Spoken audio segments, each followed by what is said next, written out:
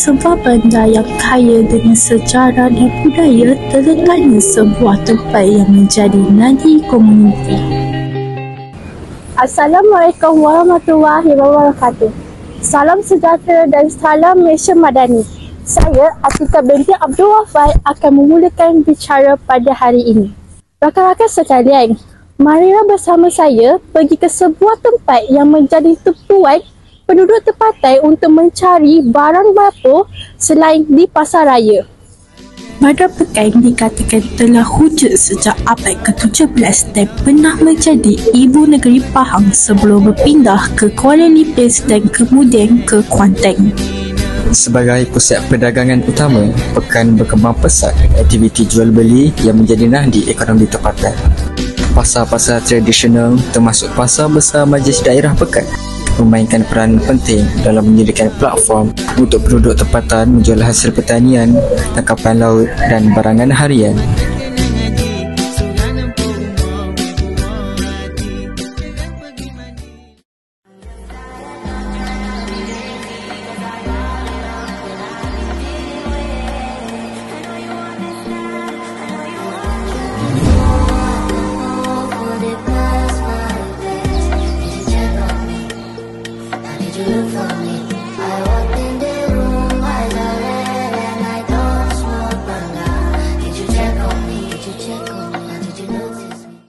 Walaupun tarikh rasmi penubuhannya tidak direkodkan, pasar ini telah lama menjadi saksi kepada denyut ekonomi Pekan. Pasar ini beroperasi seawal 6 pagi hingga 4 petang pada setiap hari. Pasar Besar Majlis Daerah Pekan ini terletak di Jalan Sultan Abdullah, Kampung Pancur, Pekan, Pahang. Pasar ini terletak berhampiran dengan beberapa bercak tanda penting seperti Muzium Sultan Abu Bakar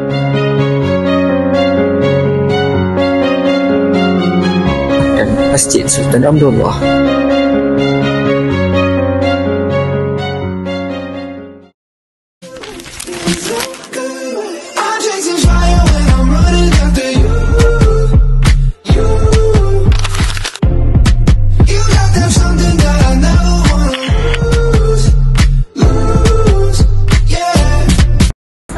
Angka ni lahir sini ni saya ingat ada 40 tahun lebih lah. Kita dah tua lah, tak ada harapan lah. Ada masa kita jalan, rehat, makan, boleh makan, yang sehat penting. Kalau dulu kan ramai orang tua kan beli banyak-banyak macam tu. Lepas tu kalau sekarang ni ramai orang muda beli uncit-uncit. Lepas tu dari segi harga barang lah, kalau dulu barang murah je, sekarang ni barang dah mahal kan. Pasar Besar Pekan akan terus hidup selama ada manusia yang menghargai nilai, budaya dan akar kehidupan mereka.